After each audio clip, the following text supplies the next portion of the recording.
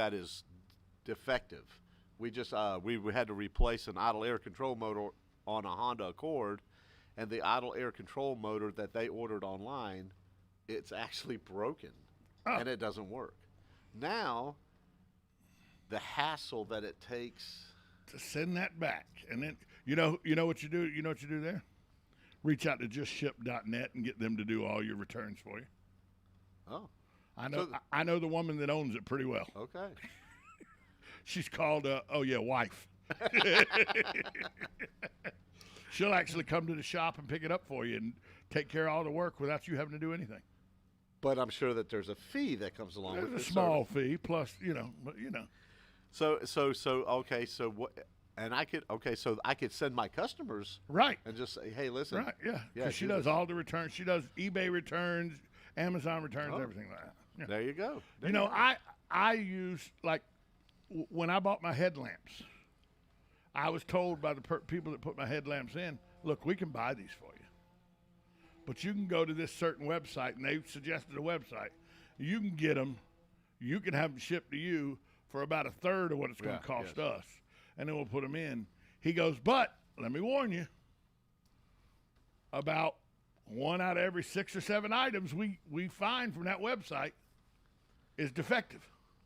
He said, but it's probably it's got a better track record at 1 out of every 6 or 7 than most of the online stores have. So let's just say for those headlights in your situation, we have a company, and it's actually a local. It's local. It's Crystal River area. Right. Okay? That's local compared to mine came out of China. Well, these come out of China, but mine probably had the Omicron variant with it when I installed them, or some Greek alphabet variant. So there is a local company that we use for those kind of headlights that are very expensive if you get them from the dealership. The dealership. Okay, I paid $400 for the set. Okay. Front headlamps, left and right, with the bulbs and everything. Okay. Ready to install. Right. I paid $400. Right. I called our local Cadillac dealership. Yes, sir, you did. I won't say any names, Sullivan. And the guy told me, you don't want to buy them from me. The guy literally said in the parts department, you don't want to buy these from me. I go, how much are they? $1,100. And I don't believe that was for a set either, Tom. He said it was for the set. Oh, okay. He said it was for a refurbished set. Okay, refurbished. Right. Cadillac refurbished. Okay, refurbished. So, right, but still used. Right, but Cadillac had refurbished. Right. Okay. So $1,100. Okay. Now, just think if it wasn't refurbished. Yeah. That was each. Right. And that was for the set, $1,100. So we do have a company locally that I can get those lights, and if something goes wrong, if it's the 1 out of 6 that's not working right, I can deal with it. Right. And that's the beauty of it. That is the beauty of it. Let's go to the phone lines. Good morning. You're on with Matt Gibbs from Sunrise Auto. Tom? Hello. Hello. This is Tom. Tom, this is Dono calling. I just want to bring your attention that a couple of weeks ago, I have a 2004 Frontier Silver pickup truck that bit the dust. Uh-oh. I was thinking about shooting it between the headlights with a .45, but instead I had it towed in to Matt Gibbs at Sunrise Automotive. Okay, here we go. Here we go. He sat me down and explained to me what all needed to be done to it. I needed a timing chain, an alternator, front brakes. He gave me an estimate on what it would cost. I had him to do the work. I was extremely pleased, and I would highly recommend him to anyone. And I just want to let you know how good of a job he is doing. Well, the only complaint is while I was there, I did not get his autograph since he was well, he is a radio star. He is a radio so star. I'll let it go this time, and that's about all I have to say. Well, what you should Except do. maybe you can tell Joe to give you a raise. What you, hey, I appreciate it. And what you should do next time is say, look, I was in here last time and didn't get an autograph. That's worth $100 discount. Okay, what I was just fixing to suggest is come by the shop and let me give you. I got a gift certificate for your next oil change for free, and I'll have my signature on the gift certificate. There you go. There you go. So it'll be worth about $40. But the estimate he gave me came in under what it was, and I'm now able to get my wife a Christmas gift. Hallelujah. Well, you can get that's important. Hey, thanks for the call. That's a great call. Thanks for the call. Thanks for listening too. You like when you get calls like that. Yes, sir. And a lot of times I've been in, before this I was in the restaurant business, and I always, when I get good service at a restaurant, I go to the general manager and tell him that I got good service. But when you go up to somebody and say, "Can I talk to the manager?" Their immediately thought is, "Oh God, what did we do?" Yeah. And then when I say, "No, it was actually exemplary service," and the look that washes over their face, I just saw sitting in this building. But now with the prices of trucks and everything, and that's exactly what we talked about with to Don. fix that Yes. Nissan Frontier, Yeah. probably saved him a lot of money. Yeah. Because of the outrageous price of trucks these days. Okay, so with what this situation was, and I didn't even realize that was Don until he started talking about what he had. What all was going. Yeah. So when the truck came in and we saw what the issue was, and he did come to my office, and we sat down in my office, and part of what we looked at was we looked at the truck itself.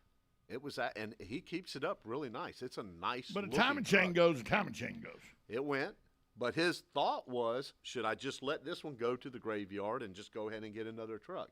Now the other thing he was talking about was his age.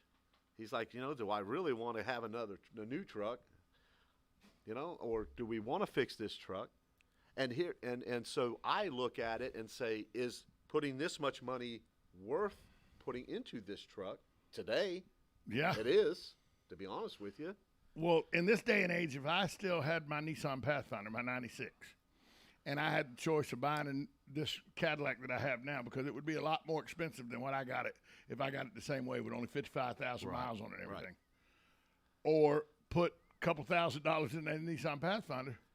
Nissan Pathfinder lasted me over 200,000 miles. It was good for another 200. The guy that's driving it now is over 400,000 with it. He's still driving it. Right. So, Exactly. good morning. You're on with Matt Gibbs from Sunrise Auto. Yeah, good morning, guys. Hey, Hugh. Hey, Hugh. Say, my mother-in-law drove up from Orlando for the weekend to enjoy pancakes in the Christmas parade, and on her car, I hadn't noticed before, but her headlight lenses are fogged over quite bad. The question is, what causes that, and can that be cleaned off or anything? Yeah, what caused it? I think it's just because of the dust and the sand and whatnot that's Oak in the air. trees and Yeah, it's but yes, the matter of fact, there's a Hugh. If you call my office or whatever, there's a company that's actually based in Orlando, and they'll probably come right out to her house and do it right there, and it'll probably. Yeah, I had a mobile guy come do my Cadillac lights, and that's when once he cleaned them real well and everything, he goes, "Well, cleaning them was a problem, but your headlamps are blown." Now, and that's the other thing. It will happen again. It will, because it happened this time. It will happen again. So, but it's way cheaper to have them cleaned. You'll probably spend about $125 to have them restored. Actually, not cleaned. To actually restore them. And when they're fogged over pretty strong, does that cut down on the strength of light? yeah, it does. It cuts down on the visibility, but they'll make it like brand new. Yeah. When they get done with it, they'll look incredible. I rode around with mine on the Cadillac fogged over like that, Hugh, for almost a year with my bright lights on, and nobody knew I had my bright lights on. That's right. It probably worked good in the fog too, huh? It did. It worked real good in the fog. Yeah. Thanks for the call. I just was wondering. Yeah, okay, you bet. Thank you. Thanks for the call. That's the thing with headlamps. Sometimes it works to clean them, but you have to continue to clean them. Other times, like mine, when I cleaned mine, we realized the headlamps were blown. The regular ones. The high beams worked fine, but the regular ones blown. So then when I was going to go get the bulbs replaced, that's when the person checking them said, no, the rubber seals around these things are shot. You got water inside the lights. It's going to continue. Yep. And the moisture inside the lights are going to short the regular lamps out again Yep. and everything. You're just going to keep blowing bulbs.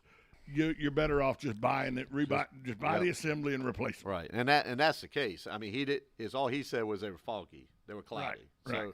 So yeah, but if there's moisture, water inside Mine had of them, water in them and everything. Once And you yours- cleaned them, you knew it. Now, does yours have the traveling headlights? So when you turn a corner, does the light No, move? mine. Okay. That wasn't until 2012. Okay, well, I got 2010, so I don't have that. I looked at how much those lights cost. Yeah. Oh dear God. yeah, you could buy another car. Yeah, exactly. It's crazy. Overhead lights. It's ridiculous. And that headlamp assembly was not a small thing.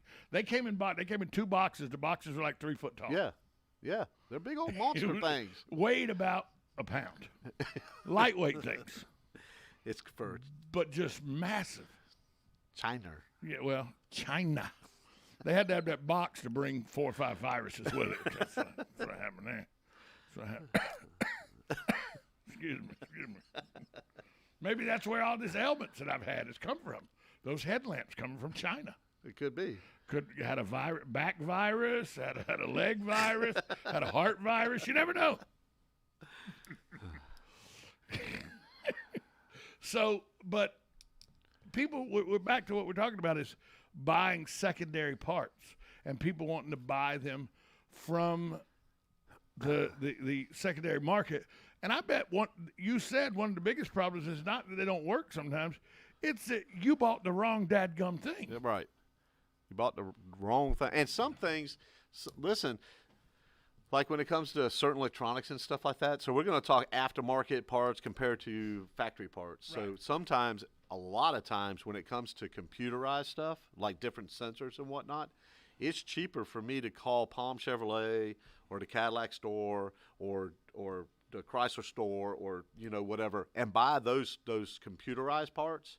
They're actually cheaper than what I can get them aftermarket, and they come proprietary. So a lot of times, like the factory will build a module, and in this module comes certain information. It has certain functions that will only work with a factory module.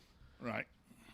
And if you can buy that same module aftermarket, but it doesn't come with the proprietary information that the factory one has.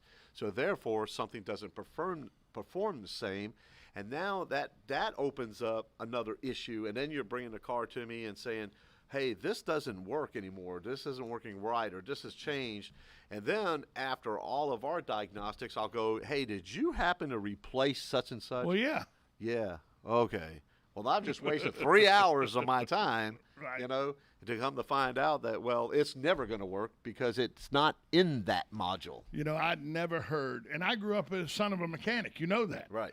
A mechanic that wouldn't let me work on cars, so I have no mechanical ability whatsoever because he didn't want me to bust my knuckles. But I grew up the son of a mechanic, so I, through osmosis and just from hearing things and all, would hear things, and it wasn't until I owned a 2006 Ford F-250 that I realized Ford, when it made that variety, did some proprietary things with a wrench to get after the 100,000-mile spark plugs. Hallelujah. It wasn't that the spark plugs were strange or anything, but the wrench to get to the spark plugs was proprietary. No, those spark plugs are strange too. Yeah. But the wrench was proprietary to Ford. Yes. So that you had to go and I took it to Ford, and even they wrenched one of the spark plugs off. Yes. They probably still don't design that way anymore because I'm to understand they wrenched quite a few spark plugs. Yes. Yes. Matter of fact, I think Ford's, if you got the motor, they were deep in the motor. Oh boy. They were down there. Oh boy. And they break off a lot. It snapped. And I got it figured out. I have them figured out. Now, that's old tech. That's old technology, man. We have totally 15 years old technology. That's old technology. We don't deal with that no more. Way outdated. It's gone. Right. Finished. No, so now we've moved on. So now I'm like, okay, so That was the 5.4 3-valve engine Right. that paid my mortgage, helped me put my kids through school, bought me groceries. Yeah, it for wasn't many, the best many motor in years. the world. It was a wonderful motor, Tom. It was For a a great mechanic. motor. For a mechanic. It's all in a matter of perspective. Yeah. So now Like if I said a 22R motor, that's not a good no, motor. it's not a good motor because we never did nothing to it. Right, exactly. So now I was like, okay, so Ford has said, you know what, we're going back to the 5-liter engines. We're gonna do this EcoBoost, and they're doing pretty good, a lot better than the 5.4s. So we're out scouring now and say, what is the new one? What's the new motor? You missed the 5.4, don't you? No, I don't. You know why? You found an alternative. I found its replacement, and it happens to be. Can I say it? Can I? Of say course. it? It's a Chrysler 3.6-liter V6 engine. That's in everything. Everything Chrysler makes. Everything. Yeah. It's in vans. It's in full-size trucks. put it it's in in Jeeps. It's in Rams. It's in Chryslers. It's in everything. And we love it when they come in going tick, tick, tick, tick, tick, tick, tick. So if you have this engine in your car, do yourself a favor and get an extended warranty. By the way, if you have that engine in a Ram truck, grow up, become a man, get the Hemi. Okay. And actually, the Hemi has its own. It's got its own But issues. still, at Nothing least, like but this still, one. at least you can say, yeah, I blew it up because it's a Hemi. It's a Hemi. Yes. How'd you blow up that 6-cylinder? Because of a junk motor. That's Because how. it's a 3.6-liter engine, and it's supposed to happen that way. Yeah, I my one and only small motor like that in the Dodge. So I had a Dodge Dakota with a little bitty motor in it like that. It was in the junkyard a long time ago. the best truck I've ever owned in my life, and I've owned F-150s, F-250s, 1500 Silverados, Dodge Rams, Dakotas. My 1987 Toyota 4-wheel drive that had the 22R motor in it. Yep. That 4-cylinder was a great thing. Yeah, I don't like Toyota. I don't like the 5.7s or the 4.0s. No, and you could put that little bitty Toyota truck, you could lock that thing down in 4-wheel drive, that transmission and granny gear get going with that little 22R motor. And somebody goes, you can go anywhere in that truck. Because we didn't dig it. It was so light, it just stayed on top of everything. Yeah, that was a great motor. And actually, all the Toyota motors I really like.